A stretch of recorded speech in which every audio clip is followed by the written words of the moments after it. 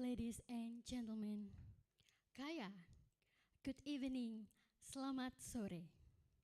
Welcome to the Consulate General of Indonesia. My name is Riva, and I'm honored to be the guide you through our seminar and panel discussion tonight. Firstly, I would like to acknowledge the Wajik people of the Noongar Nation people who are the original inhabitants and traditional owner of the land of birth, in which our Consulate General and our event is held today. I wish to respect the elders past and present and the continuing cultural and spiritual practices and the contribution they make to life in this city and this region. I also would like to acknowledge dignitaries attending our seminar in person today. Her Excellencies Ibu Listiana Operananta, Consul General of the Republic of Indonesia in Perth, Distinguished Speaker Pak Timothy Marbun, Ibu Sadia Ahmed, dan Pak Glyn Grant-Smith, as well as our moderator this evening, Professor Farida Fozar. Indonesian communities and students in Perth, and distinguished guests that are also present here through our YouTube channel today. We would also like to thank our co-organizer, Faculty of Humanities and School of Media, Creative Art and Social Inquiry, Curtin University, for making this event possible. Distinguished guests, ladies and gentlemen, we have a very exciting agenda ahead of us which we believe will be insightful and interesting. I shall now share with you the brief agenda for today.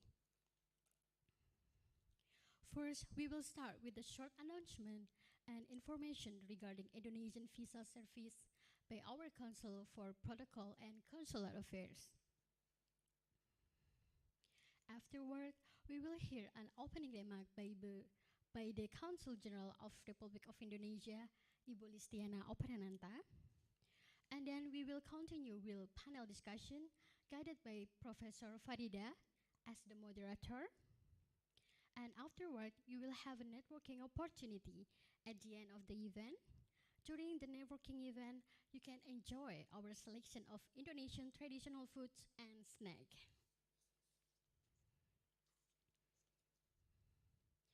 Ladies and gentlemen, without further ado, for the first agenda, I would like to invite the Consul for Protocol and Consular Affairs to deliver the visa and consular announcement. Pak Umar Badarsah, please, the floor is yours.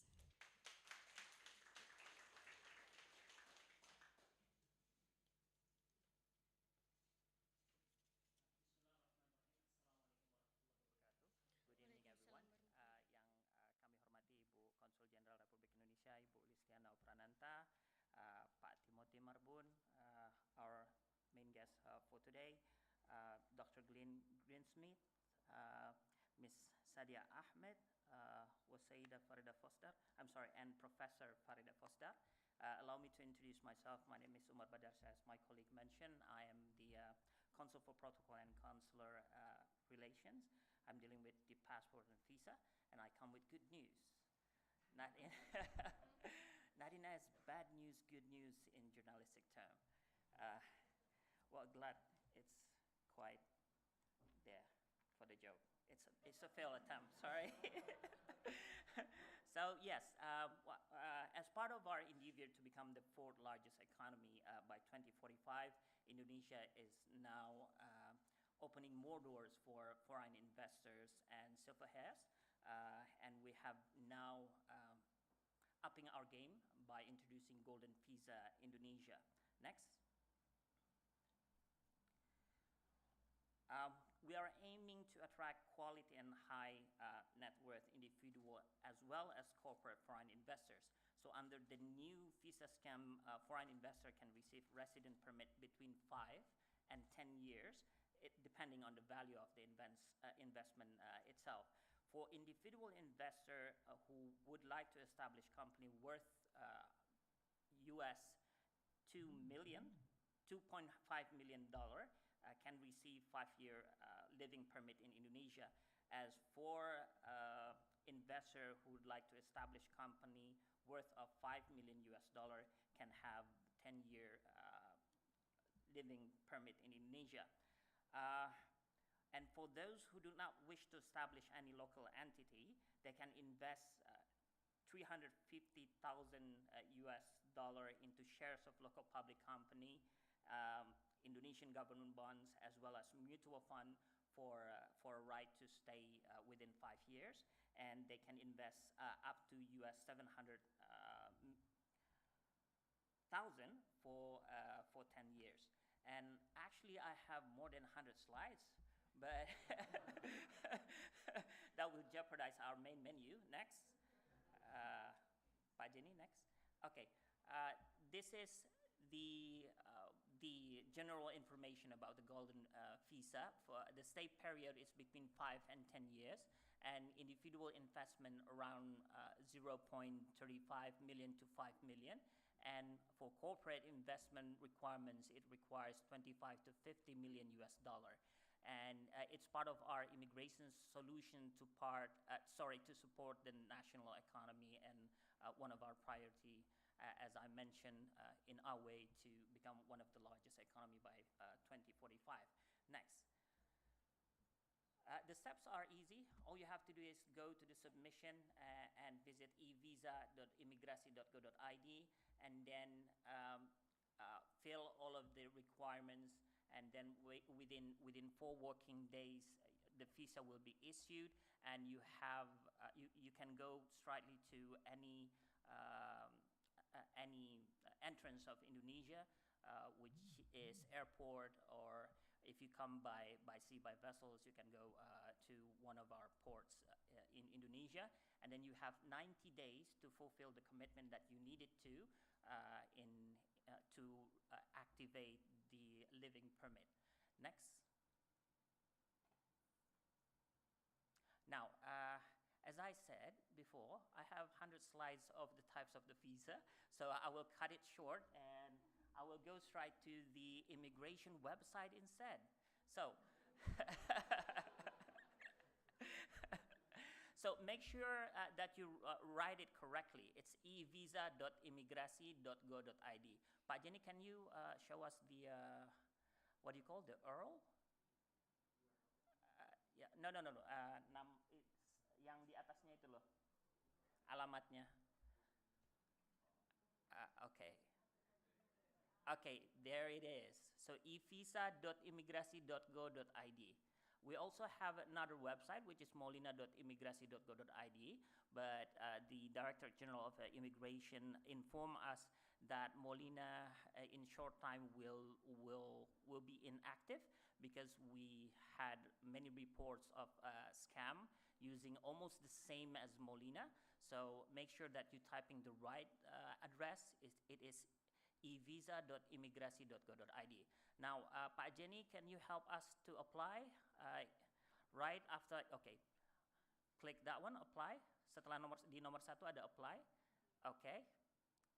And voila, welcome to Technology 2.0. It needs time. Very sorry for that.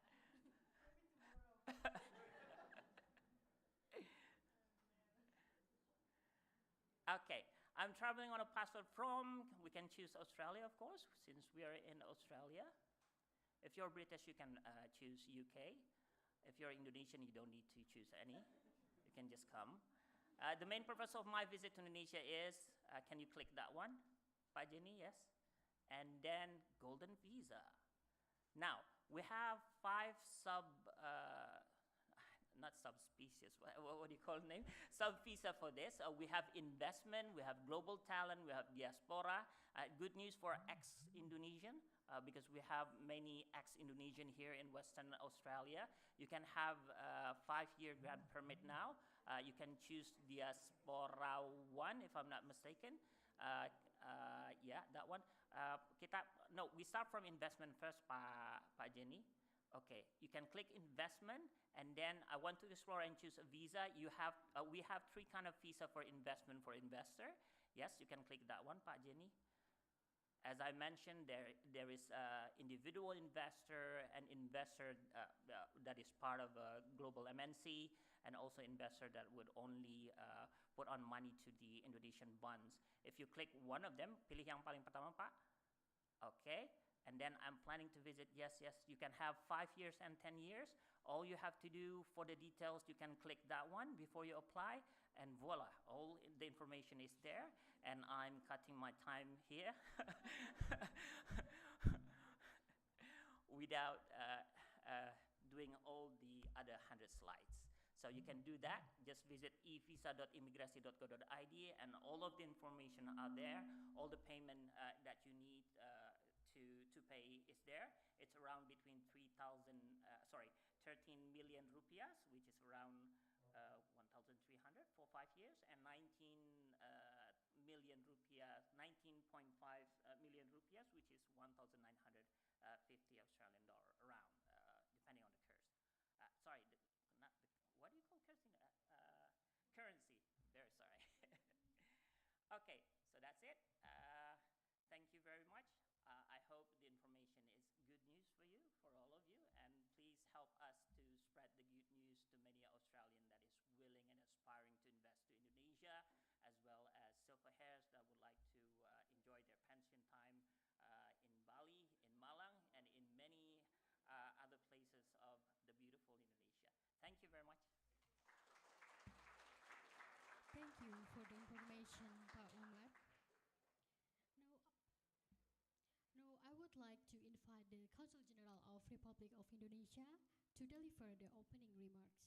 Your Excellency, please, the floor is yours.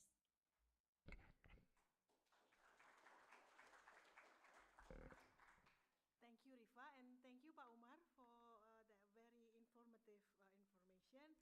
And I would like to $50 million US dollar to invest. And the good news is I am Indonesian, so I don't need a golden visa. I just have to think about how much money do I have to collect to be able to have a pension, nice pension in retirement in maybe Malang or Bali or any other places. So that will be something that I will share with you maybe later on. Thank you. Thank you very much. But everyone else, please spread the information with regard to the golden visa. It is a program that the Indonesian government is really promoted. It's been launched for I think less than 2 months already, and we have golden visa applicant, and they're already in Indonesia at the moment. I think some of them are from the silver hair cluster, which is, I believe, I suppose you understand that it will be for over 60s and with money, obviously, with money to invest. And I encourage you to spread the news, and if you need more information, let us know, come to us, and we'll be happy to give you the explanation. Now, I will read my remarks just to prevent from me blabbing, all over the place, and I cannot stop myself and keep talking. So, thank you. Excellency, representative from the University of Curtin University, Professor of Sociology and Global Future, Professor Farida Fosdar, Associate Professor Alisa Lim, Dean International, Faculty of Humanities, Curtin University, Bapak Torker, Senior Lecturer and Director International, School of Media, Creative Arts and Social Inquiry, the esteemed speaker, Bapak Timothy Marbun, Ibu Sadia Ahmed, and Dr. Glenn Greensmith. Colleague, distinguished guests, Excellency, everyone, selamat malam, good evening, and kaya. Allow me to begin the event by acknowledging the traditional custodian of the land we gather here today and paying our past and present. I am sincerely grateful for all your presence at the Consulate General of Indonesia here in Perth this evening. The Consulate is honored to organize this important event with Curtin University. Not only it is important to the relationship between Indonesia and especially West Australia, but also coincide with the 50 years celebration of Curtin journalism and the launch of Indonesia Network at the university. From a substantial angle, it is also very important for us to discuss the challenges and opportunity for media and democracy by journalists, practitioners, and scholars in our region, especially a conversation from the perspective of Indonesia, Pakistan, and Australia. It is also important to note that although Australia and Indonesia may have different ways of conducting the information flow, but one thing is similar between us, that we conduct our media and information business fairly and openly. Dearest participants, when the Consulate General and Curtin University agreed to work together in organizing this event for the very first time, we discussed how our media or journalists portray the relation between Indonesia and Australia, especially West Australia. We agree that perception in both media can be optimized by giving both sides perspective and backgrounds of each other's story. We also agree that various angles in the region's information and media development can potentially affect its society.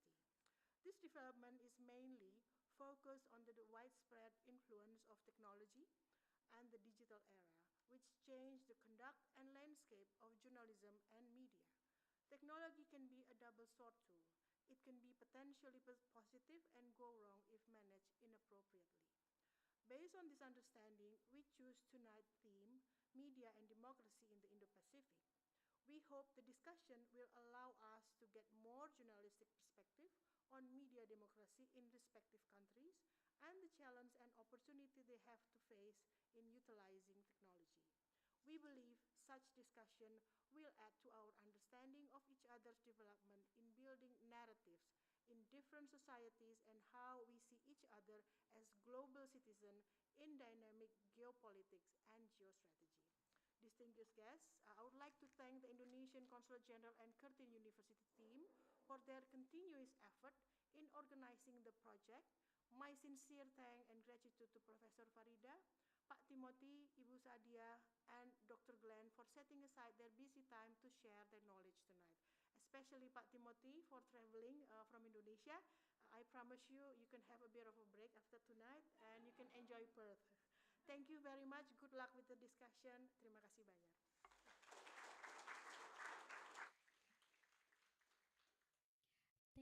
for your insightful remarks, Ibu Listiana. I would now invite Professor Farida Fosar and distinguished speakers to take your place at the front as we will commence to panel discussion. Before I begin, I would like to introduce Prof. Farida Fosar as our moderator for this evening. Farida Fosar is Professor of Sociology and Global Futures and Deputy Head of Social of Media, Creative Arts and Social Inquiry at Curtin University. She has published widely in a range of academic and policy relevant outlets with over 140 publications and several millions dollars in research grants. Her work explores social inclusion, migration and settlement, multiculturalism, nationalism and post-nationalism, and representations of minorities, including in media. Professor Farida, the floor is yours. Thank you, Aoife.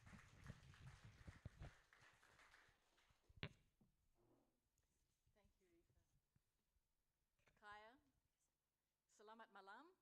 I'm right? Yes. Okay. Trying to remember my Bahasa from when I lived in Brunei. Thank you so much for the invitation to moderate the excellent panel that has been arranged for this evening. I did have a number of kind of introductory remarks, but a number of people have already mentioned a lot of what I was planning to, so I'll just kind of skip through a few things. I also wanted to acknowledge that we are on Wajak Noongar land and pay my respects to elders past, present and emerging, and recognise that they are and remain the custodians and owners of this land. I also wish to acknowledge that we, the First Nations peoples connected to Curtin's global campuses, and I'll mention the global campuses shortly, and also to mention the Indigenous peoples of my place of birth in Brunei. There are about 7 different tribal groups there. As you've heard, this event is being organised and sponsored by the Consulate General of the Republic of Indonesia here in Perth, in partnership with our School of Media, Creative Arts and Social Inquiry as part of the Faculty of Humanities. And at Curtin, as you've also heard, we host a journalism degree that's West Australian's largest and oldest. And I noticed that our little poster here talks about over 40 years. It's actually 50 years this year that we have been teaching this prestigious degree. The program offers undergraduate journalism major, a Masters of Multimedia Journalism, a grad dip and a graduate certificate in journalism. And graduates include many outstanding journalists who have gone on to successful media careers in Western Australia, nationally and also overseas. Curtin University engages in Southeast Asia in a range of ways, teaching journalism, for example, in its Bachelor of Communications course through its Singapore and Malaysia campuses, and in degree collaborations with Universitas Indonesia. It also teaches in other areas of the Indo-Pacific, including its Mauritius, Sri Lanka and Dubai campuses. Before we begin, I'd also like to thank our online audience as well as our in-person audience tonight, including, of course, Her Excellency, the Consul General of the Republic of Indonesia, Ibu Listiana Operananta, Ibu Listi, who has been very, very helpful in terms of developing this partnership with Curtin University. Also, Pak Antonius Prawira Yudianto, Consul for Information and Socio-Cultural Affairs. We also have a number of representatives of different organisations. This includes Melissa Goh, I believe, from Department of Foreign Affairs and Trade. We have representatives from the Perth US Asia Centre here, welcome, the Australia-Indonesian Business Council, the Australian-Indonesia Language Teachers Association. We also have academics from all of the West Australian universities here, as well as some students and journalists, of course, members of the Indonesian diaspora.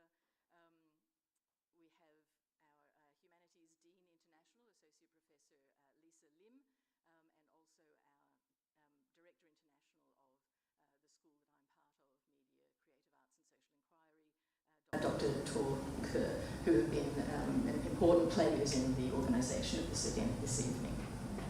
And also to welcome our online guests, particularly online Indonesian diplomatic staff at the Embassy of the Republic of Indonesia in Canberra and other consulates across Australia. And other esteemed guests, government officials, anybody that I might have missed. So earlier, as you've heard, I'm Professor Farida Fosda. I work as a sociologist and Professor of Global Futures at Curtin on issues around social cohesion, migration, global citizenship, post-nationalism, and of course studies of power and the ways in which power is represented in, and minorities are represented in the media. My closest brush with the topic of this evening is in 2012, where the media story for Australia Day was some research that I undertook on the use of flags on cars for Australia Day. And I did a survey at that time looking at the relationship between the use of flags on cars and racist attitudes. And funnily, I discovered that there was a correlation between the two.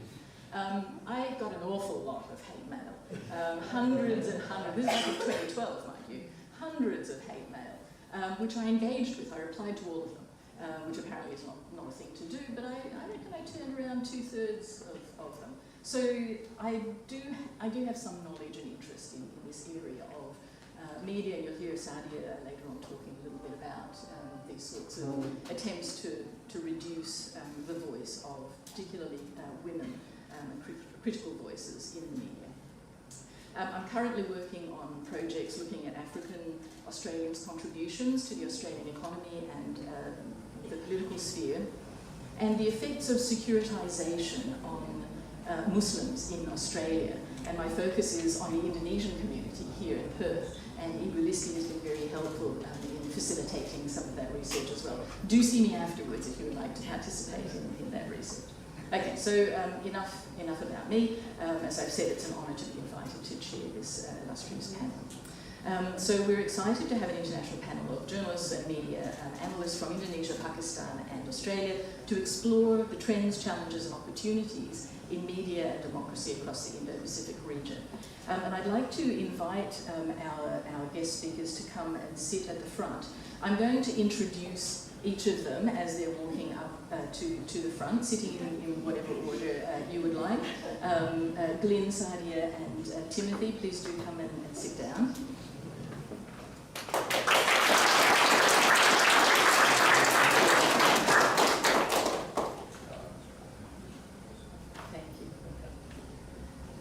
So in no particular order, we have Timothy Marbin, who has 16 years experience in broadcast media as a national TV news anchor and executive producer.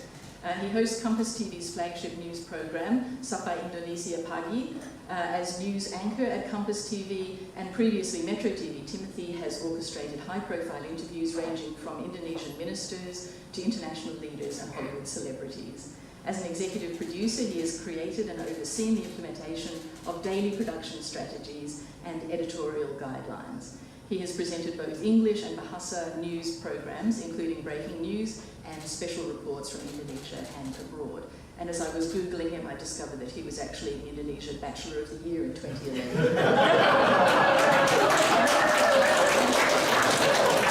I understand he's well and truly taken. It's not in your CV. I found it.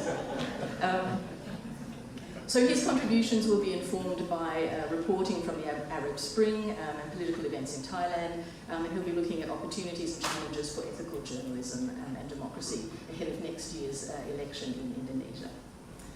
We also have Dr. Glyn, my colleague Dr. Glyn Greensmith, who also rides he rides a motorbike, I ride a scooter to get to university. So that's one point of connection between us. And he's the lead of our journalism program at Curtin. And he was with the ABC for 18 years, from 2005 until last year. He, including other things, he curated a program called It's Just Not Cricket since 2011. And his focus this evening will be on ethical reporting. His background, his PhD was looking at mass shooter events and whether the reporting of these actually perpetuates copycat shootings. And he looks at how reporters should deal with violence and other issues that undermine democracy in Australia and in the Indo-Pacific region.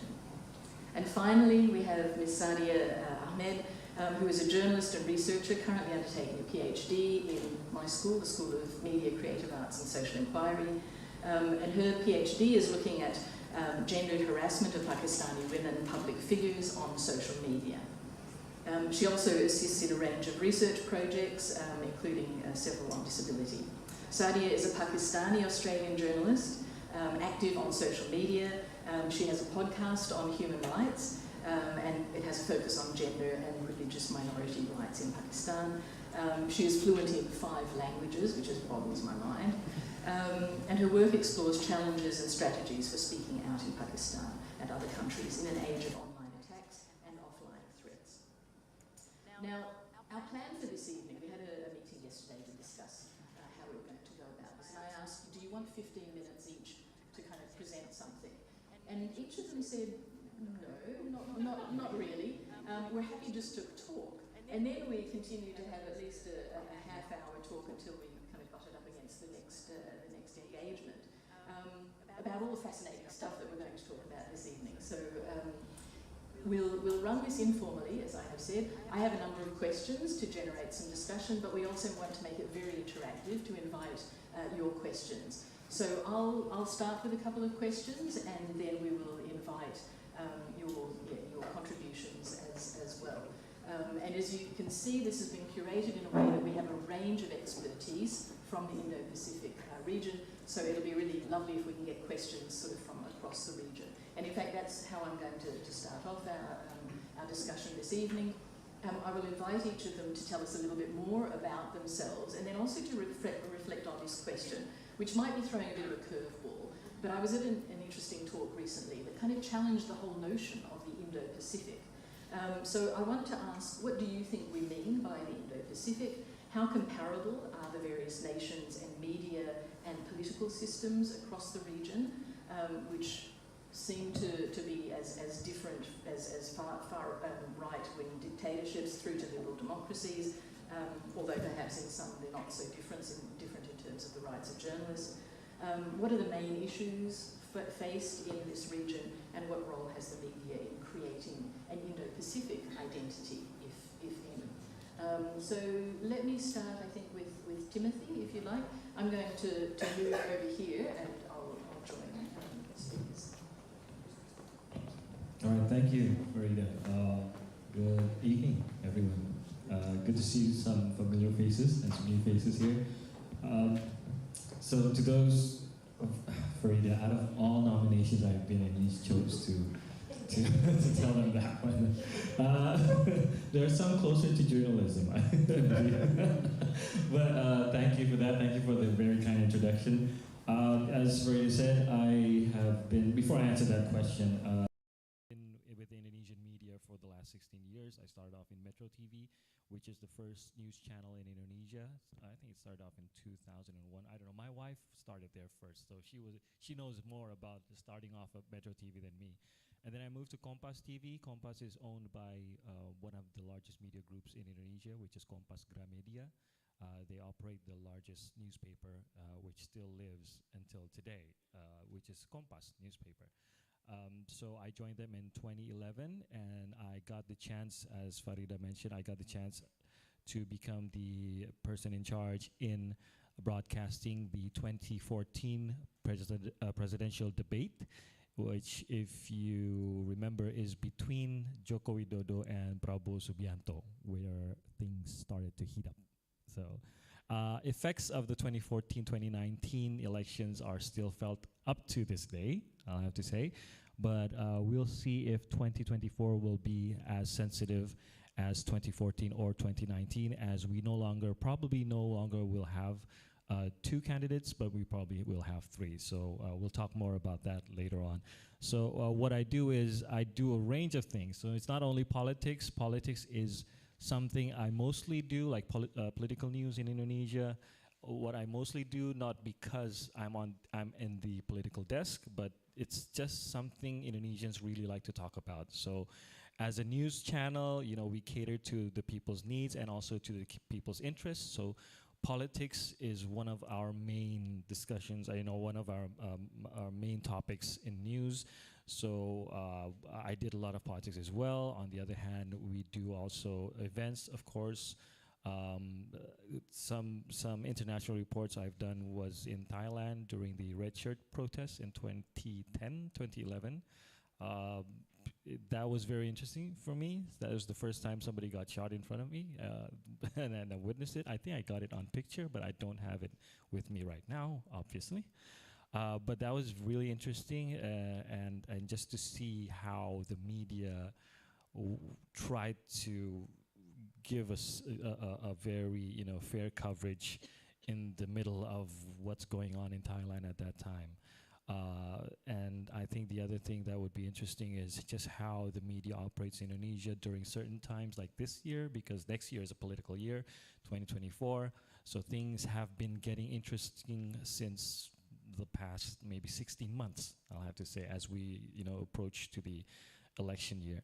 So answering your question, if we talk about the Indo-Pacific, I could only speak by experience of what I've seen and to the people I've talked to.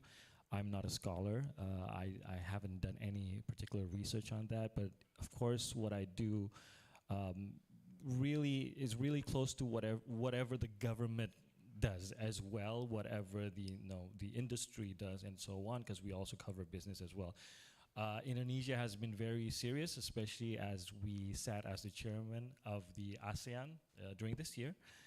So we've been very serious of trying to kind of make it work between ASEAN countries and also the Indo-Pacific region. I also had the honor to moderate some sessions during the ASEAN Indo-Pacific Forum that was in Jakarta last month, and they talked about economy and everything. You know what they talk about. So the government of Indonesia really focused on trying to make this region happen, the Indo-Pacific cooperation.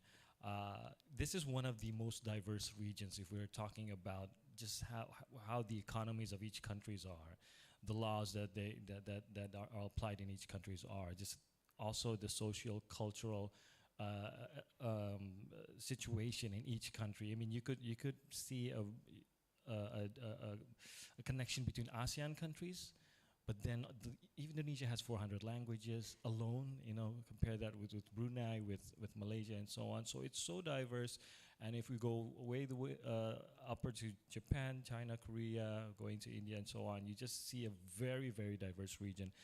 And I'll say that it's not an easy task, but it's interesting if we could create something, together and create a really working region in the Indo-Pacific. Although we're so used to Asia Pacific, to be honest. I've been using Asia Pacific for so long, So you kind of question, then why is it Indo-Pacific now? So there's got to be a reason for that, start to question that. But I don't think we should go that far, But it's just interesting to see on how a region, is it a security reason? This name change, is there some interest put in, certain countries' interest put in? That's just the questions as journalists. Why am I using Indo-Pacific now? Why am I not using Asia-Pacific anymore? So that's just some small questions. But I tend to look beyond that and see just probably we'll have to take a positive side on this, and let's see what's gonna happen when we put it in this term, and let's see what approach the governments involved take when we put it in this term as well. So I'd say that at this point, I'd really like to see the talks that have taken place in Jakarta to become into some actionable campaigns and so on. But to me, I'll say that this is a region that is rife with challenges as well, very deep-rooted challenges as well. Not really because we're not, in good terms with each other, although there's some are, but mostly because of just the challenges, the social-cultural differences that we have, and also interests, and also the influence from the East as well. So there's much to see, there's much to report on. I think that's my take on that.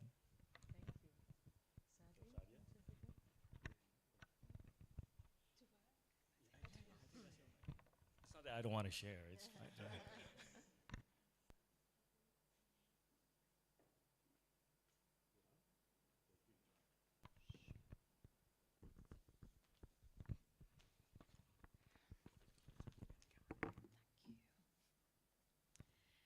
Hi, my name is Sadia Ahmed. Thank you so much for having me here. I am actually I find it very difficult to introduce myself, which is why I have it written on a paper. I have been doing because I also have a background of theater and have been doing those long monologues, but when it comes to introducing myself, I am really bad at it. So I am a Pakistani digital journalist and a researcher in the area of human rights. I'm currently doing my PhD, as mentioned by Dr. Fawzia, in exploring the gendered harassment of Pakistani women public figures on social media, particularly Twitter. I started my journalistic practice in 2013 at the time of Pakistani election, and 2013 actually was a time which has been pretty transformative in Pakistan's political history, or at least I think so, because that's the time when I've seen. And we often joke about this in Pakistan, that we always say that, oh, this is a critical moment in the political history of the country, because every moment has been pretty critical. Since then, I worked for various leading Pakistani publications as well as some global platforms like BBC Urdu and DW Germany. I've worked for their Urdu service. I started my podcast in 2020, which is about the issues of human rights in Pakistan. I acknowledge my privilege of being in Australia, which gives me the liberty of speaking on many sensitive topics that traditional media in Pakistan would probably not be able to. For example, I have had podcasts on the topics of Hazara genocide in Quetta, forced conversions of Hindu minor girls in Sindh, burning down of Christian properties in Punjab, etc., because I have the privilege of evading the offline implications of discussing topics like this. If we discuss the correlation between media and democratic political structures, I think it's very important to understand the political landscape of any country. So I'll just give you a brief overview of the political landscape of Pakistan. Pakistan is an Islamic republic, which means that it is a democracy which is guided by the principles of Islam. Now, this leads us to a few questions that does the power really rest with people through their elected representatives? Do democratic governments really have the autonomy? And is it really a democracy? Yes, I would only ask questions. I'm not giving any statement on that. And again, I think it's very important to have an intersectional approach towards any exploration or any study. For example, are all journalists facing the same issues regardless? Do factors like gender, ethnicity, geographical location, socioeconomic status come to play? Isn't a journalist from Balochistan more likely to be abducted overnight with their family having no inclination of where they are as compared to a journalist from Lahore, the city where I come from? Do women journalists face more pressure as compared to male journalists? Do male journalists face the same smear campaigns and slut shaming the way women journalists like Gharida Farooqi and Asma Shirazi have had to face on social media? And even in a democracy, do women journalists have the liberty to say it all? And is censorship only institutional and not societal and personal? So yeah, these are the questions. I'm not giving any statement. And coming to your question about the Indo-Pacific region. Now this is just like Tim, this is a term that I've recently heard. We'd always heard of Asia Pacific. In my opinion, and I would say it an opinion because it is not based on any academic evidence or the research that I've done in this area, I think that this is giving this region a monolithic identity, which I personally would completely disagree with. As Timothy mentioned, that only in Indonesia, there are 400 languages spoken. There are cultures within cultures. We have these civilizations that have been existing for thousands of years, and our majority population is still the indigenous population. So how do we use a term like Indo-Pacific? Because it kind of diminishes the identity of several cultures, several civilizations that exist within this region. And coming from Pakistan, we've had SARC for for as long as I can remember, which is the Organization for South Asian Countries. Again, there are many complexities involved in that as well.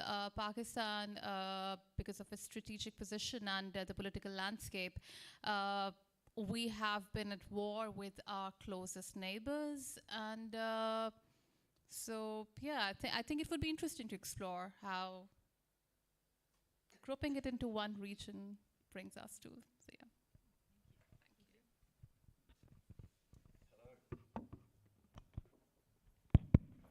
Hello.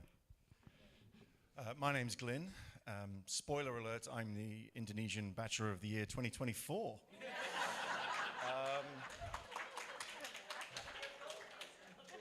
Do not tell my wife. But I feel she's always been very supportive of my ambitions. And it's good to have goals. It's just a privilege to share a stage with these wonderful people and be here with you on this beautiful Jilba evening here on Wajak Noongar Buja. So thank you so much for having me. Allow me to say two very, if I can, slightly simple things, I hope, to start with. I have, I think the weirdest job in the world. It's my job to teach people about something they think they already know about. It's my job to teach good people what bad people definitely know about. So allow me two very quick things, a little philosophy and a little data. At the very foundation of democratic thought, there was a chap called Socrates, and he was a bit worried. He was a strange cat, Socrates, but he was smart. No PhD, but he was smart. And he said, this democracy thing, I get it. Let everyone vote, you say. It sounds reasonable. But if we let everybody vote willy-nilly, how do we get a good government? How do we enhance democracy? Surely, he said, people must be informed. If they're not informed, they have no business in a voting booth, because down that path, tyranny lies. Not as a maybe, but as an absolute. He was obsessed with journalism. He didn't know that he was obsessed with journalism, but he was. The ancient Greeks had a word that I love, idiotus. We all know what the word idiotus has become, but it wasn't designed that way. The word idiotus in ancient Greece meant somebody not informed of public affairs. It didn't mean you were dumb, it didn't mean you were smart, it didn't mean you were rich, it didn't mean you were poor. It meant if you didn't know what was going on in your society, you're an idiot, because that was central to the purpose of it. It's my job to teach good people what bad people already know. So if we take that principle, that an informed citizenry must exist in order for democracy to flourish, beyond the idea of politics, let me give you some data. We have a democracy index, and we have a media freedom index. In the top 10 countries of democracy exist Norway, Sweden, Finland, Denmark, Ireland, and the Netherlands. In the top 10 countries of press freedom, we have Norway, Ireland, Denmark, Sweden, Finland, and the Netherlands. That's not a coincidence. At the bottom of both lists, we have Myanmar, we have North Korea, we have Afghanistan. That is not a coincidence. It is weird and it is dangerous that we have allowed that to be seeming like a coincidence. It is definitely part of the problem, that we think it's a coincidence because we have encouraged and enabled an idiotus in our society. You're curious, so let me tell you. In the Democracy Index, Australia is currently at number 15. It is down 6 points. Malaysia at number 40, the Philippines at number 52, Indonesia at 54, Pakistan at 107, Myanmar right down the bottom. In press freedom, Australia was at 39 last year and was described at the Press Freedom Index as fragile. You will hear no trumpeting of Western freedoms for those who study journalism and democracy. PNG, interestingly, is at number 59 in press freedom, the Philippines at 132, Malaysia at 73, and Indonesia at 108. Last year, our latest figures are that 67 journalists around the world were killed, and the Asia-Pacific was the second most deadly area. 6 journalists in Pakistan. Allow me to pay tribute to our brother Sharif Akas, who was assassinated in Kenya. 4 in the Philippines. There are 375 journalists in jail right now. In China, 84. In Myanmar, 64. In Turkey, 51. In India, 7. It is not a coincidence. It is not a coincidence. Bad people know what I'm talking about. I have to persuade good people to care. About 2 days after succeeding in a coup in Turkey, Recep Erdogan had 40 journalists in prison. Vladimir Putin assassinated Maria Politkovskaya about 11 years ago. They get it. Why don't we? How have we allowed this disconnect? How have we allowed democracy to morph into politics and politics only? Oh, that's terrible if they do it, but my side, we're all right. How? Because the quality of journalism and the quality of democracy are irrevocably entwined. To improve one, you must improve the other. If you care about one and don't care about the other, then you don't care about either. It's my job to tell good people what bad people already know.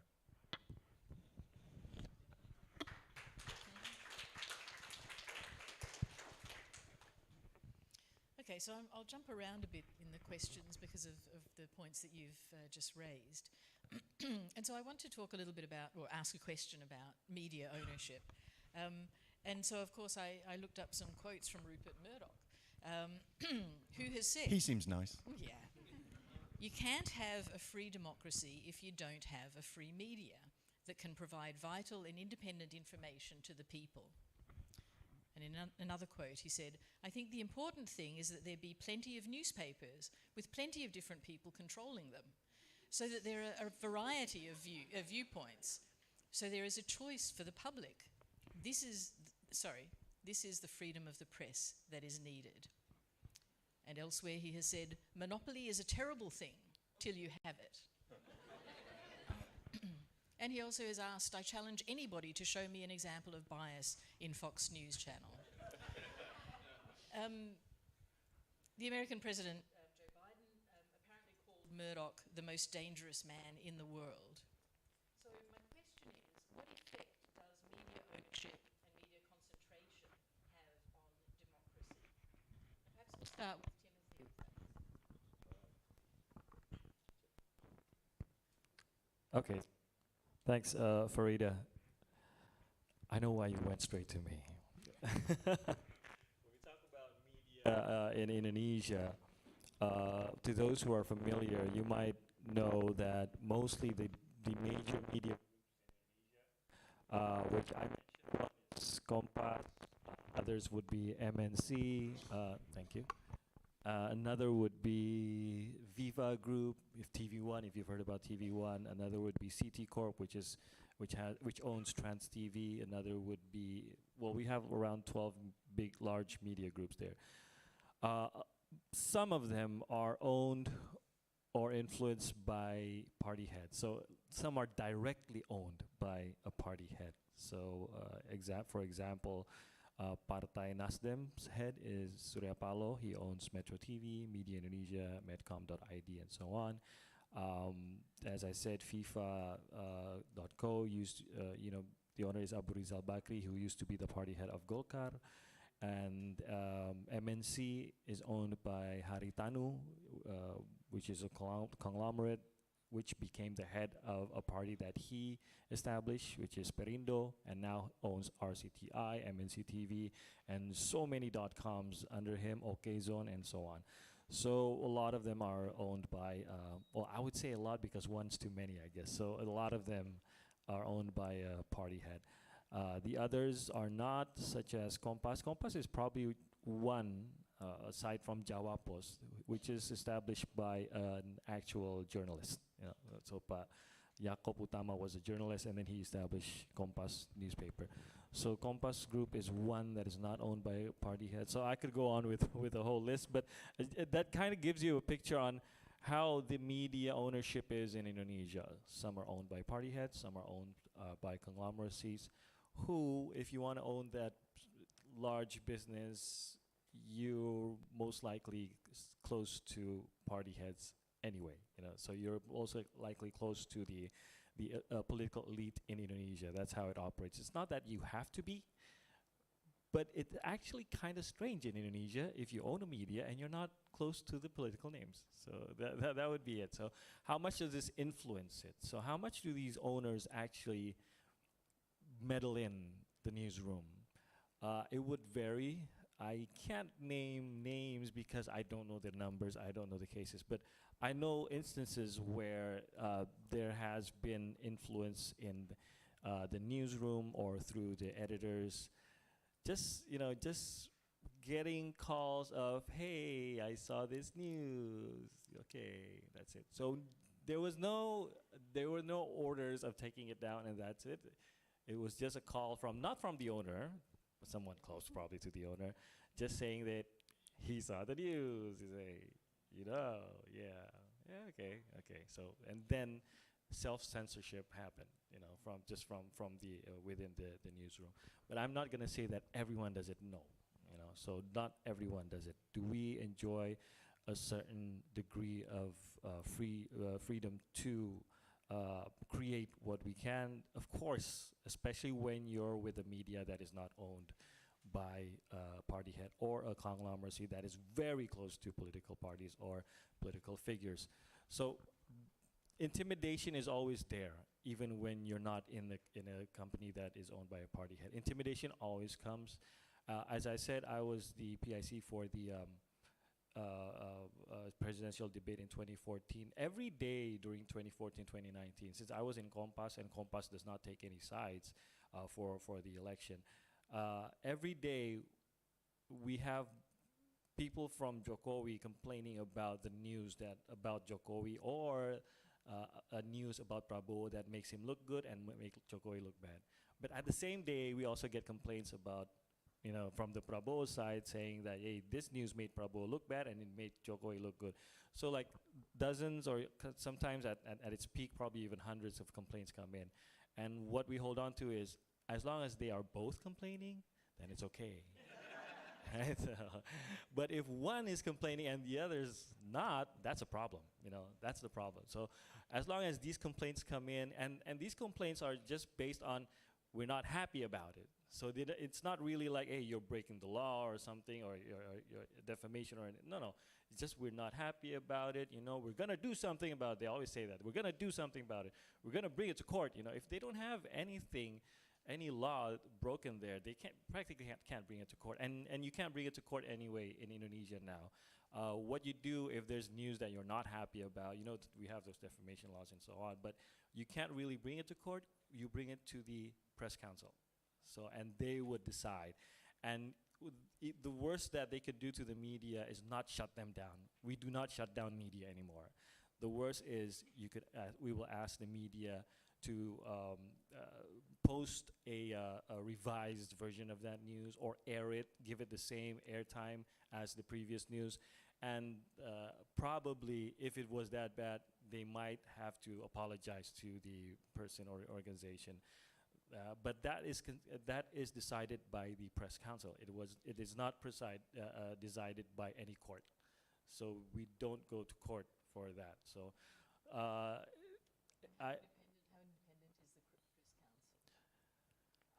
How independent is the press council? Independency of the press council, I would say, I won't say that everybody's happy with the press council. I couldn't say that. Maybe somebody from the press council is watching, but I would say that not everybody's happy. But it's not about the independency that they doubt, actually. It's some deem the press council not brave enough. in both sides, in not accepting reports. Sometimes we get reports that just don't make sense. Once again, if it's based on we're not happy about it, sometimes the press council decides to, call the television or the media, which the people usually they comment, they say it's not even necessary. It doesn't even make sense for you to call the media. It's just somebody not happy about something. On the other hand, they also feel that press council sometimes is not fair towards the media as well. So it's not about being how fair they are, because usually they are people that are have a media background as well, but very senior names. So they tend to be quite fair, but they're not brave enough. In simple terms, they're not brave enough. They're not brave enough to say that, hey, that was the media's right, and we back that. They don't say that. Or they say that this media was wrong, and because let me put it this way, because there's just so much going on in the media, and some people see some media very blatantly playing the tune to one single party, and they say, what is your position on that?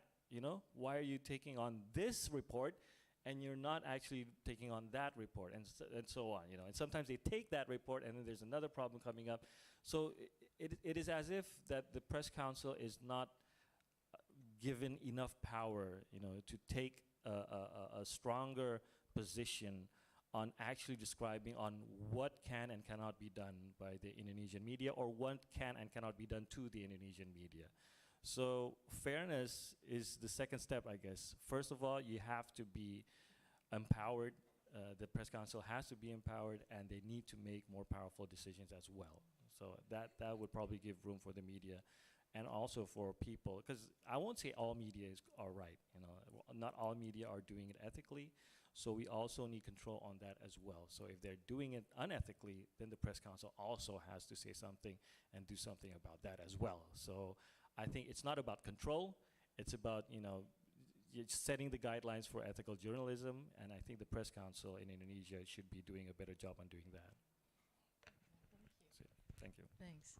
And can I sort of ask a related question to Glyn? The other day, Glyn, you said the US January 6th coup was ratings driven. And I was really interested in that idea. And so I'd like to hear you elaborate a little bit about that. And Sure. then also reflect on the extent to which similar trends can be seen within the Australian context. Absolutely. So, starting with the Australian context, we have the most concentrated media ownership landscape in the world. Our last media ownership law changes were about 2018. Weirdly and coincidentally, we dropped in our democracy index, we dropped in our press freedom index, but we did rise in the corruption index. So, go team, go team. Again, not a coincidence. And there was a chap you mentioned, Uncle Roop, who was the driver of much of our changes around media ownership laws, and I mean that directly. He lobbied prime ministers to change media ownership laws to allow him to own more media. We're watching front row, which is kind of cool, the fall of an empire, which is fascinating. It is like a reality TV show, and we are obsessed with the giant orange weirdo at the head of it, but he's a product of these changes. He's nowhere near a driver of these occurrences. And so to be in the position to study and teach journalism, to watch the absolute direct impact that is having on these occurrences, but have everyone talk about something else, is really weird. It's as simple as this. In the run-up to the election in 2016, Donald Trump was commanding almost double the media time of Hillary Clinton and any other candidate, and any discussion on issues. It was, what outrageous thing has this outrageous human said today? And the head of CNN News said, let me be clear about this. Donald Trump is terrible for America, but he's great for ratings. So let's go.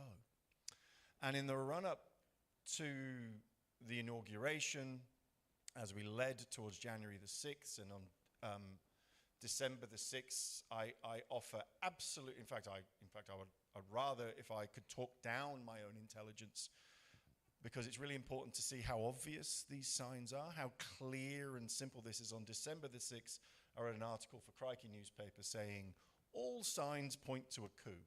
The Ku Klux Klan, because I'm obsessed with puns. All signs point to a coup attempt. This is the logical thing that's going to happen if we continue down a certain path. And sure enough, on January 6th, we saw it. But the election denialism that was championed by right-wing media was driven by an obsession with ratings.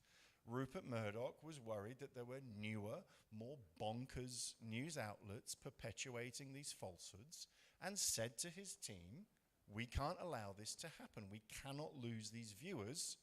Join in, won't you? It is so, it's so simple to us to see those threads. What is strange and what is absolutely driven by the very people whose job it is to inform and educate is those threads were not nearly discussed enough and have not nearly been discussed enough in the aftermath and in terms of a solution or how do we stop this happening again, to the point where I sit here and say it would be kind of strange if it didn't get worse. It would defy all science, reason and logic if what is happening there did not get worse, because not one word has been spoken about ethical, regulatory, ownership changes to the media environments that absolutely, fundamentally, and completely are complicit in causing this situation. Thank you. Thanks, Glenn. I have a question for Sadia, and then we'll open to the floor. Sadia, we've talked a little bit about journalist abductions and murders and so on, and these are some of the starker strategies of fear that get used to silence and control journalists and what they say. What other strategies are used to control freedom of the press? And also, what is the potential, do you think, of social media to, I guess, to subvert some of those attempts to restrict? Answering your first question, which is, can you please repeat that? So, what other strategies are used to control? Okay, it is strategies used for coercing press. Now, there are multiple strategies. There are multiple strategies for that. So again, as political structures are very important to understand when we talk about these strategies. As you mentioned about Indonesia and many other places in the world where media houses are dominated or influenced by the politicians.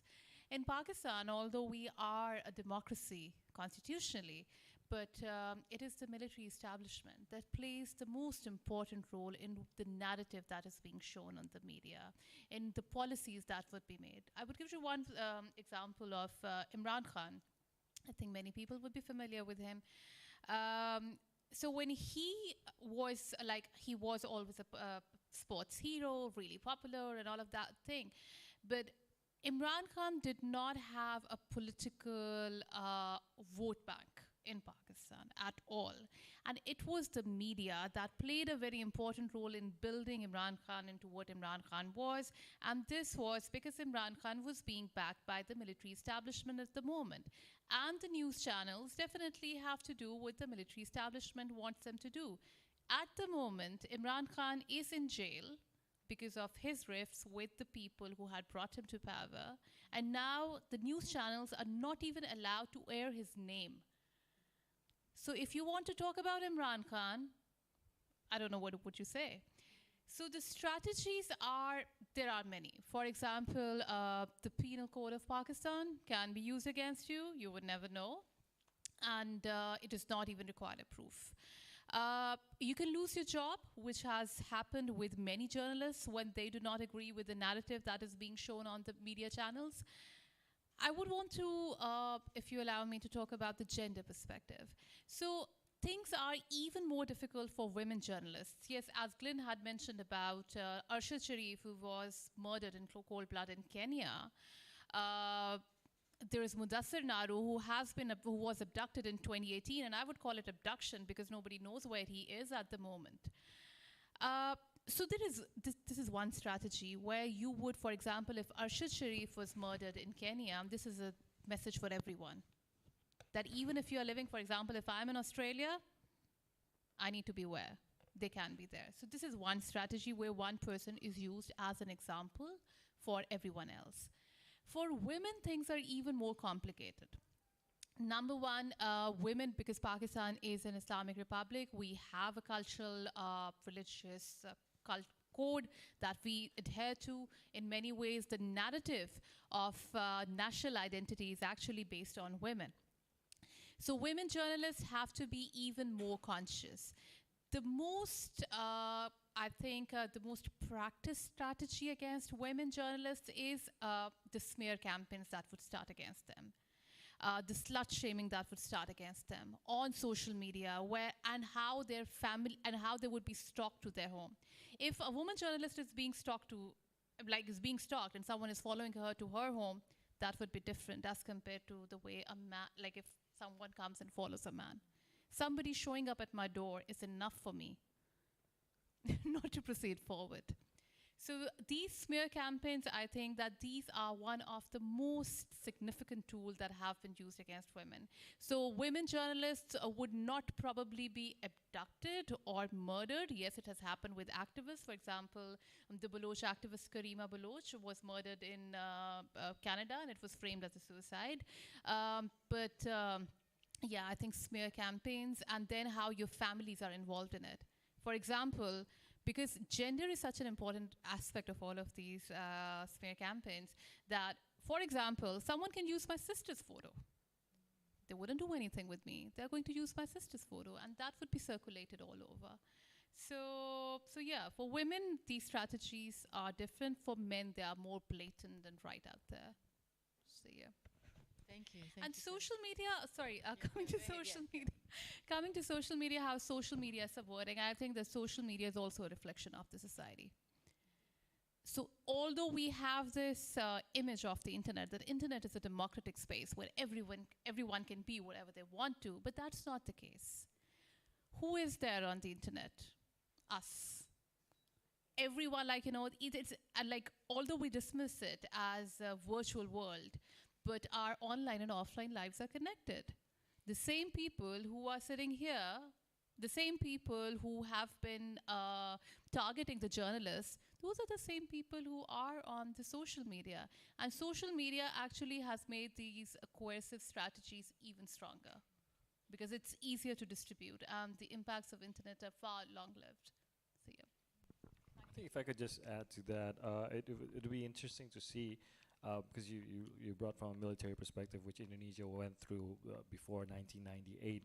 We were very heavily influenced by the military, but it's just the shift of how it was before, the oppression towards journalists, and how it is now with social media, with the access that people have. So a lot of journalists are going through not just some pressure from the government or anyone involved in the government, or probably regional head of regions and so on, but also from the people. We know doxings happening in social media, and most journalists do have their social media as well.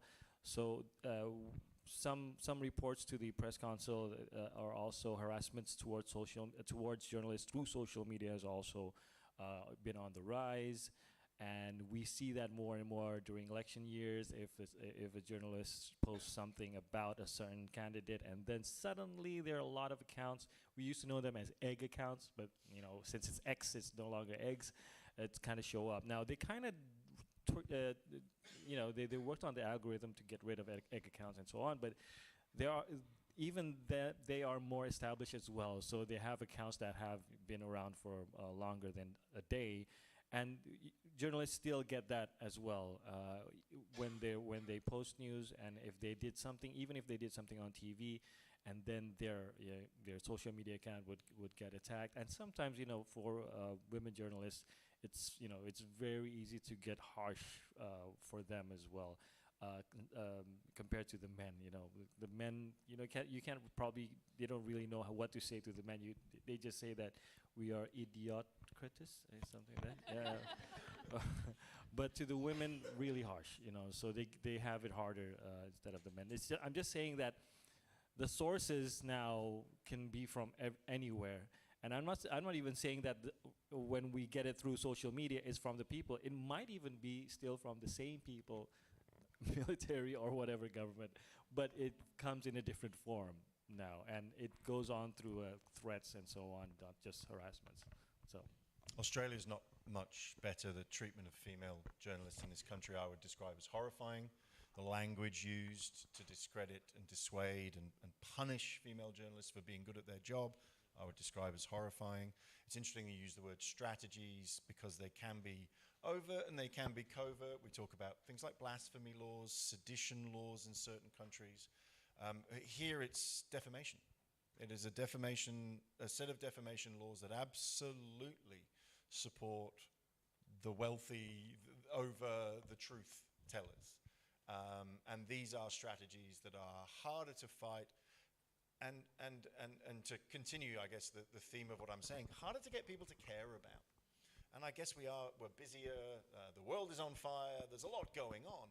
But if we could address some of these strategies and improve the quality of our truth tellers and help people understand that fundamental relationship, it is inevitable that things would get better. It was inevitable that we would have better governance. I'm very apolitical. I just tell the truth. Just don't be corrupt. Like, I'm not asking for much. The changes to things like defamation laws and media ownership laws, sedition laws, blasphemy laws, and the treatment and the ethical boundaries around our online spaces would absolutely create a better environment for all of us.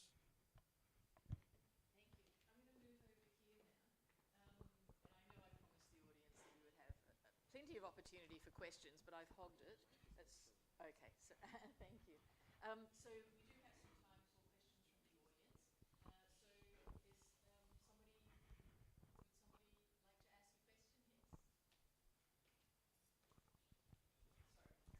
So would somebody like to ask a question? Yes.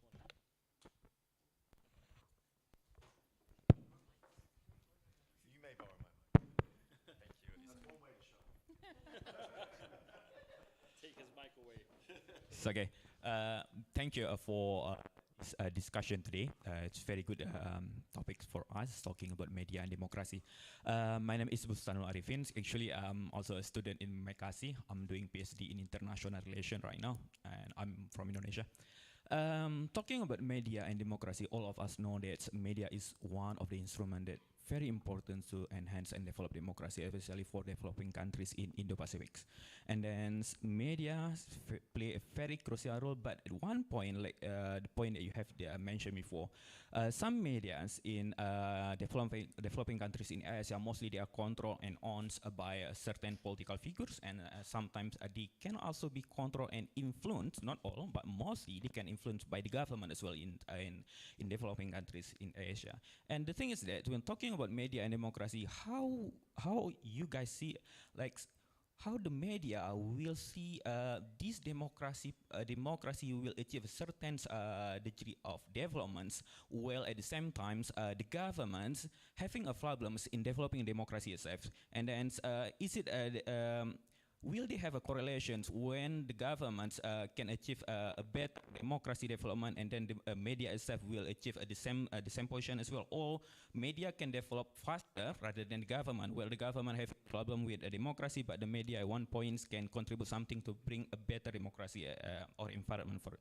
And then for Mas Timothy, talking about our elections coming for next year, how do you think the role of media in educating or delivering the information for the voters in Indonesia? I mean, like, how the media will change the irrational voters to be the rational voters, because one of the role of media is that to bring the publics to have a better understandings and better view how to see something happenings around of them, and then how the media in Indonesia especially will bring something, because we know that a lot of people in Indonesia, they vote for some things for the president, or for something for member of parliament, not because they know about the program, but because of personal relations, something like that. That's all. Thank you. Thank you. Spoken like a PhD student. Great question. I feel, and forgive me if this is just my comfort zone, to simplify everything. There was a lot of really interesting points made. Allow me, because I pointed to this before, that there's a huge difference between politics and democracy. And we have given democracy to whoever wins. Whomever wins an election is now in charge of all of the structures of democracy. Again, if we want to talk about the world's worst reality TV show, the Supreme Court in the United States is a really great example. You won, sort of, now you're in charge of the structures that support you. And in the very foundation of the Fourth Estate, we have the governors, we have the power structures. The First Estate would be the governments, formerly the kings, now the presidents and prime ministers, and sometimes kings. The Second Estate would be, it was formerly the church, I think it still is.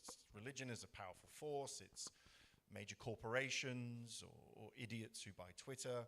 The Third Estate are the people. The Fourth Estate is journalism, and it's our job to represent all of them to each other. But we're owned by the First and Second Estate. They set the rules, they set the terms, they pay the wages, they tell you what you can and literally cannot say.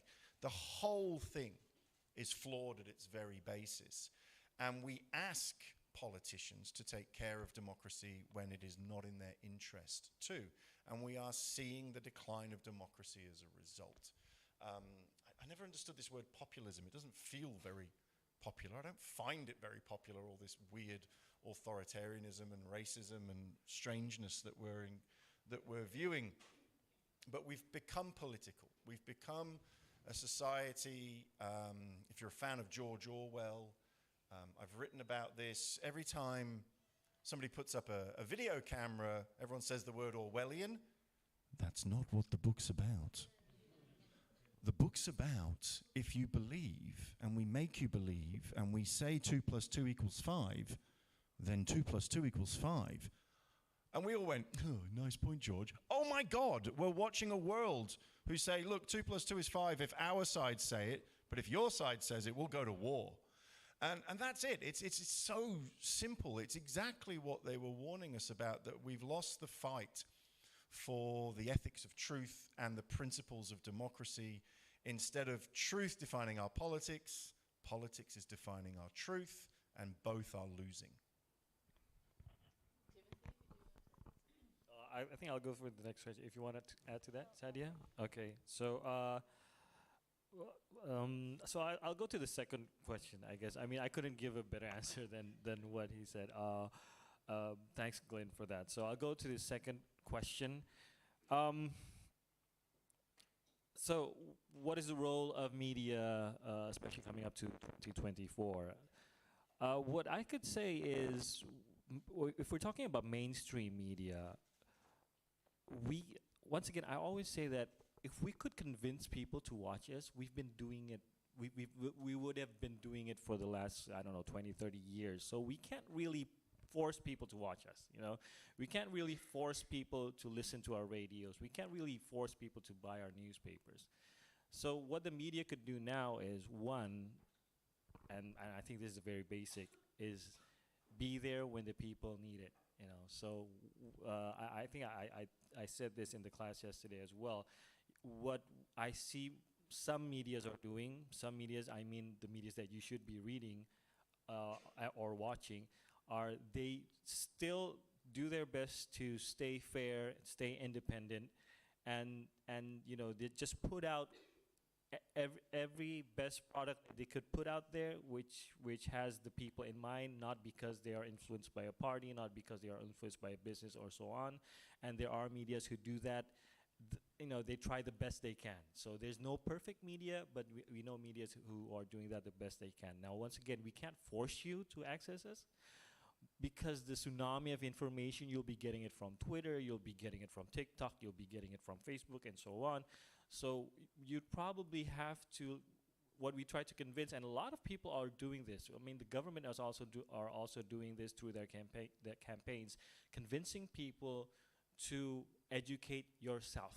So, educate yourself. Educate yourself means, like, as Glenn has also mentioned, that it's not Socrates duty to educate everyone. It's just, he's just trying to remind everyone that, yeah, we should be educated, and when it's available, then we take it that way.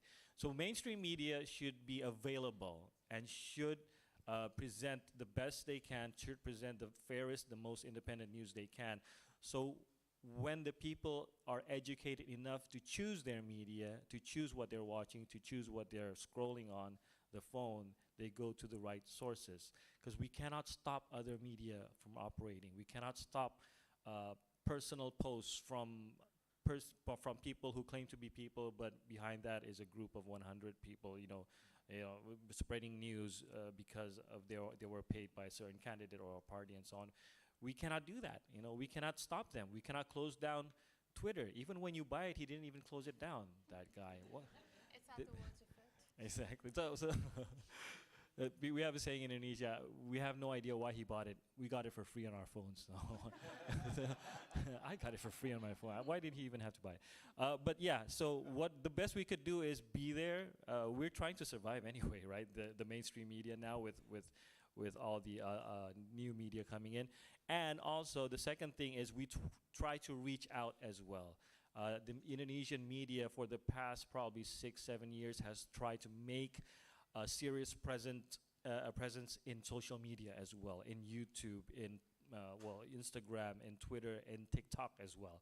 I just mentioned yesterday that the latest data shows from Reuters Institute shows that 49% of news organizations around the world are now posting daily on TikTok, and 90% of Indonesian news organizations are now posting regularly on TikTok. So that's one effort done by the Indonesian news organizations trying to go out there and reach out their audience. If you have a trusted outlet that you've been reading or accessing for the last 10 years, then they'll be there. They're coming to you on the platform that you access every day. And not just TikTok, we also do YouTube as well. We have millions of followers. Even when I say, like, I'm going to take example, Kompas TV, who has 12 million subscribers on YouTube, it's nothing compared to the entertainment televisions. So, all we could do is we could only be there. That's what I could say, and we could only try our best to be ethical in our journalism, so that when you are educated enough to no longer access those information that you just actually know are just dramatic and bombastic and everything, and you want, I actually want some real news, you know where to go and you will get it. If we give up, even when you know where to get it, it's no longer there. So I think that's the least that we could do for now. Thank you. Sadia, did you want to add anything, or should we take a couple more questions and come back? I think we can take a few. Okay, thank you. So we've been given permission to go for a little bit longer. What I would like to do now is to take a few questions together and then invite our panelists to respond to whichever bits that they would like to respond to. So do we have some other questions? Yes, thank you.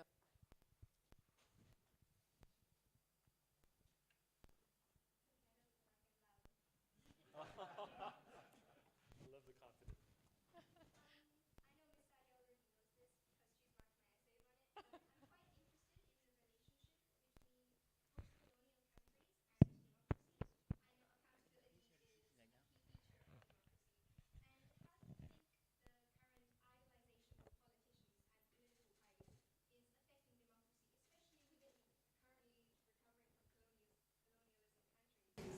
Do you think they face extra challenges towards their democracy because any kind of criticism is labeled anti-nationalism? Okay, thank you. That's a great question. Hold those thoughts. Do you have any other questions?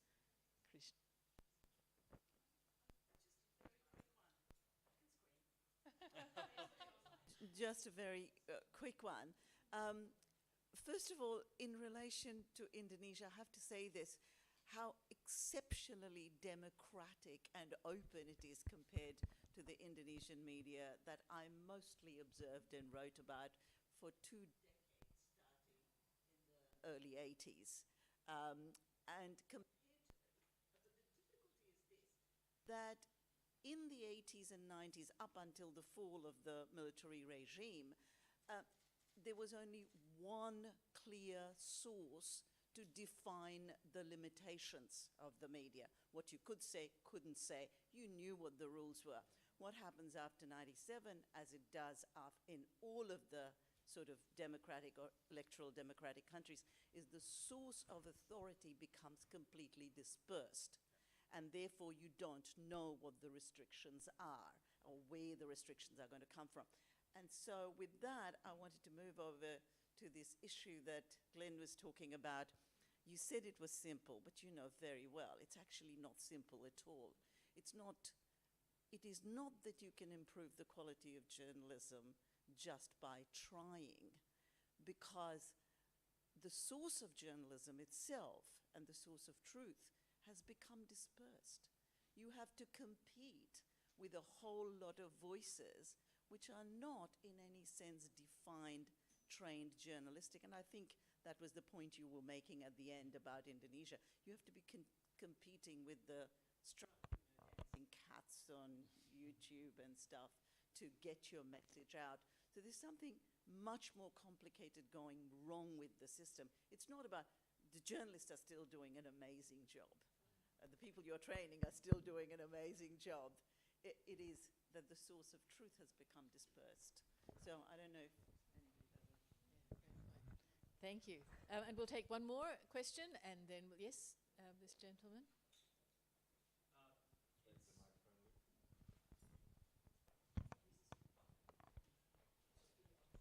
Sure,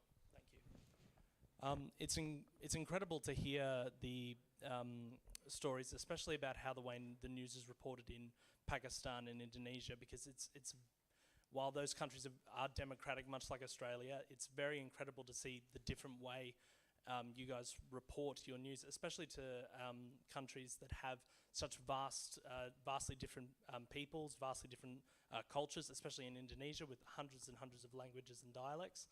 Whereas, as opposed to Australia, pardon the term, a lot of the way we report our news is, well, to be honest, pale, stale and male.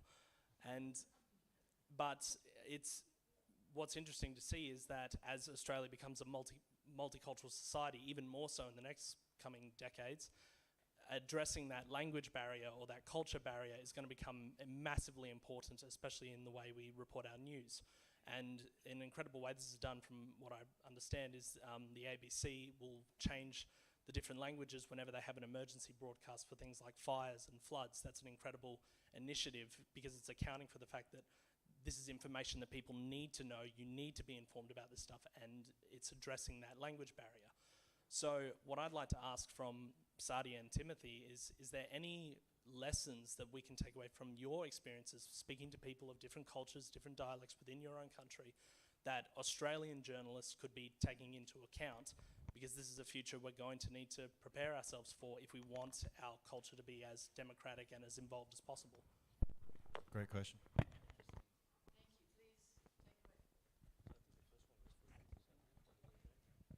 Okay, the first question, I think it was about the post-colonial countries and how the post-colonial political structures influence media, if I'm not wrong.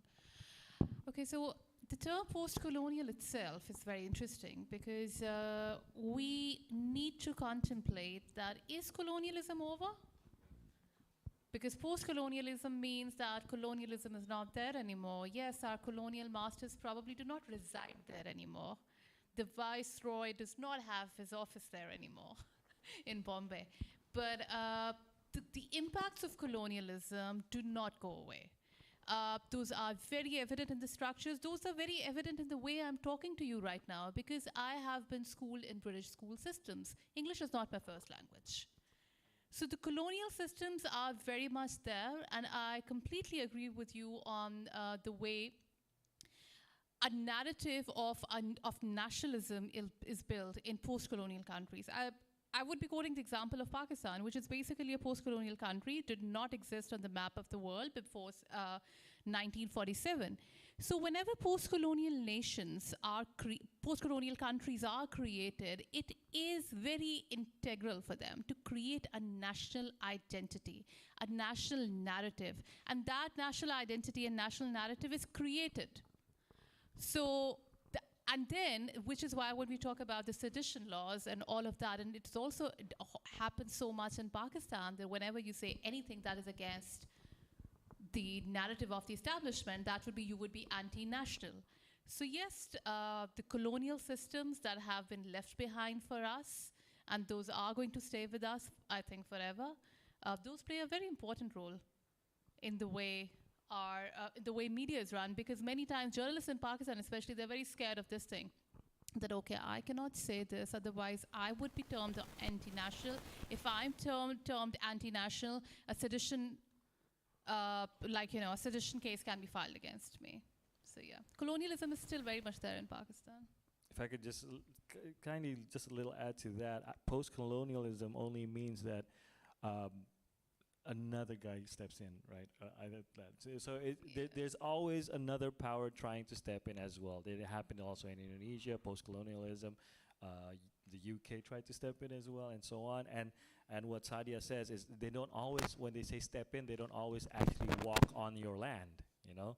But their influence, there's always efforts of trying to influence the land that where we are, the economy, politically, and so on. So I think that Sadia's point was true, that is post-colonialism, has it ended, or did the viceroy change? And he zooms from his office from another country. He's not actually there, you know. So yeah, just adding to that.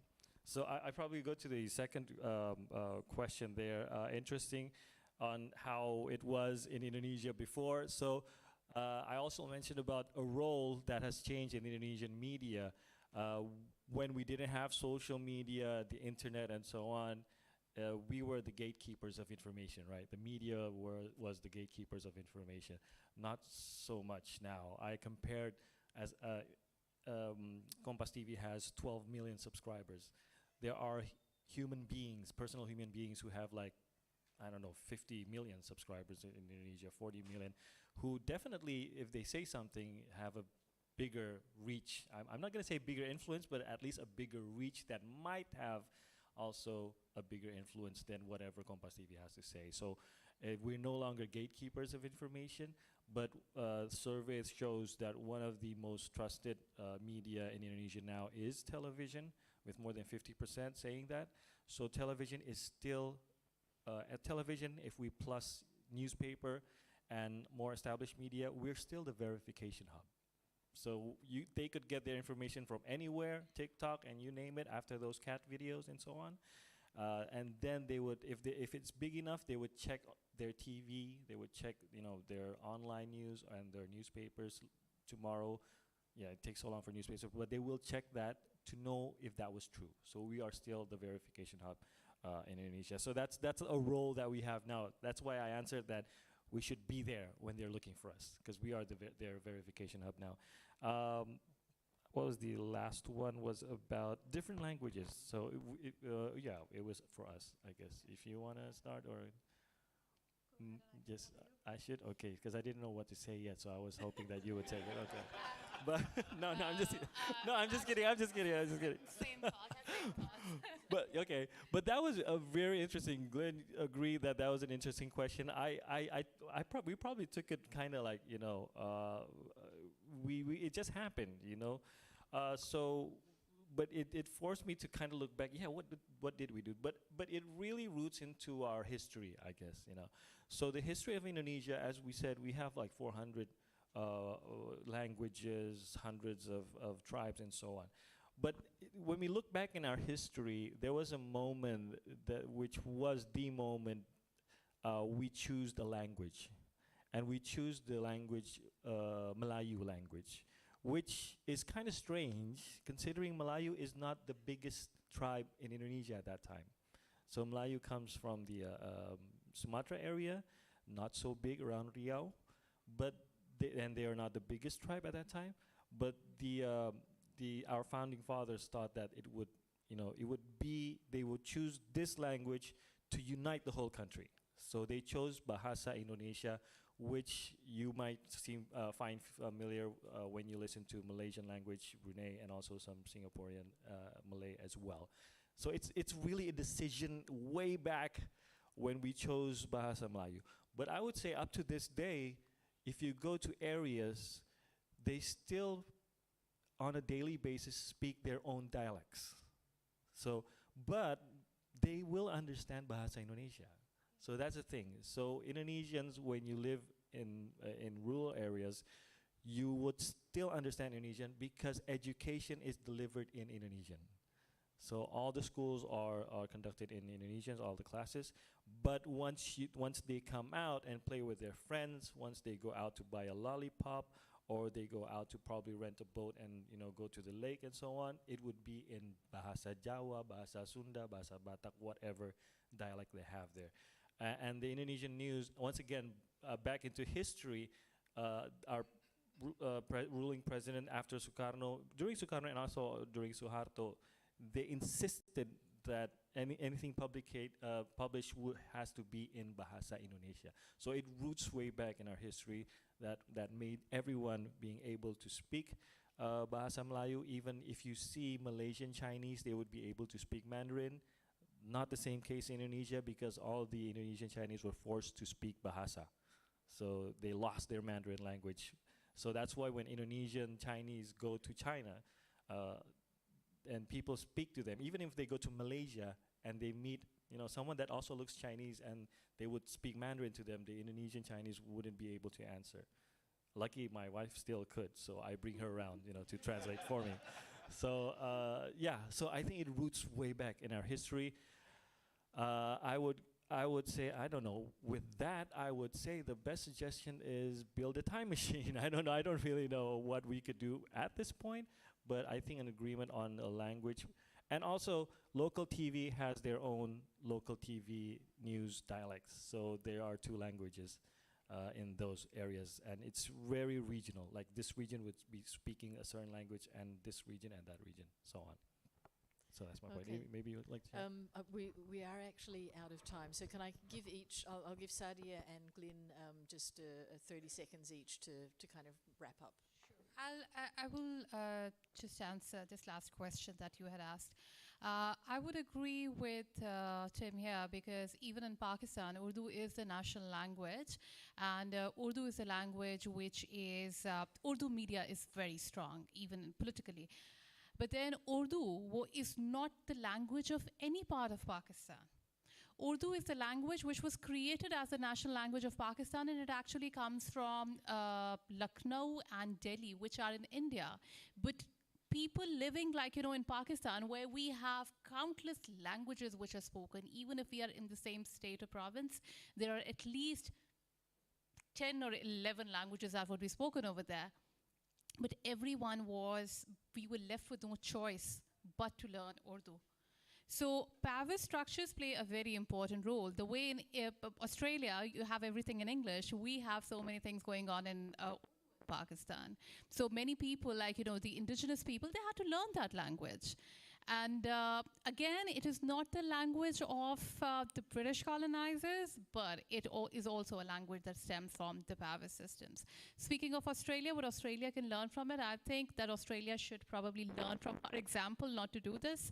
And too late. And in Australia, English is not the only language of Australia. There are many languages which are spoken by the Aboriginal people in Australia. And I think that if the indigenous people of Australia are given the true media representation, that can solve many problems which are we're trying to be multicultural, we're trying to be diverse, but it already exists. So if the indigenous people of the land, they are given the true representation in the media, I think that would solve that problem anyway. I think so. Thank you. Thank you, and Glenn. Is it complicated or simple to improve media and democracy? It's both. It is simple. We teach politics. We don't teach democracy. We don't teach citizenry.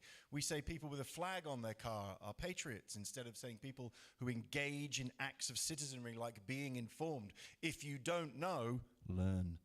That is an act of a citizen who participates in a democracy. That's easy.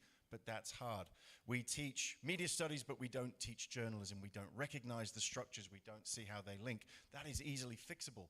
If there is one phrase I can give you to sort of dissect the complicated relationship, the chicken and egg relationship between the improvement of media and democracy from where we're at. I'm half Irish. We have a saying in Ireland. Glyn, how do you get to Inishowen? Oh, now it's easy to get to Inishowen. You just don't want to start from here. Thank you. That's a great place to stop. Thanks, Glyn. Please put your hands together for our wonderful panelists this evening, Timothy, Glyn, and Sadia.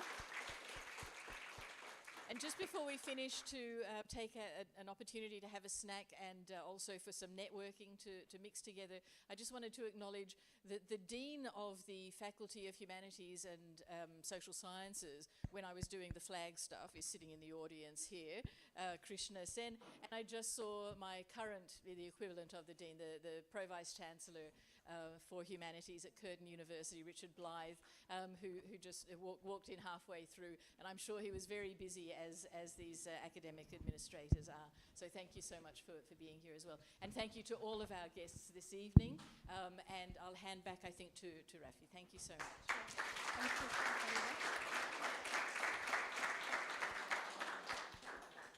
you. Ladies and gentlemen, that's sum up of our event for today. Seminar and panel discussion on media and democracy in the Indo-Pacific is coming to an end. We thank all the speakers and moderator for the very insightful discussion. I hope you find the event informative, useful, and memorable. Thank you very much for your attendance and participations. I wish to also invite all the participants to enjoy the variety of Indonesian foods at the side of the room. I'm Riva, wishing you a lovely evening and safe journey back home. Thank you.